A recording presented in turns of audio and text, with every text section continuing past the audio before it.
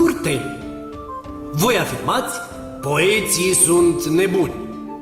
Drept. Dar și eu putez să pun o diagnoză. Că după câte văd, aveți și voi o doză de blând nărav. Obștesc la cei cu gărgăuni. Dar, domnilor, la voi în alt fel de acțiuni se dă el în vileag. Adoptă altă poză, căci noi suntem în vers, iar voi nebuni în proză. Contrast unic.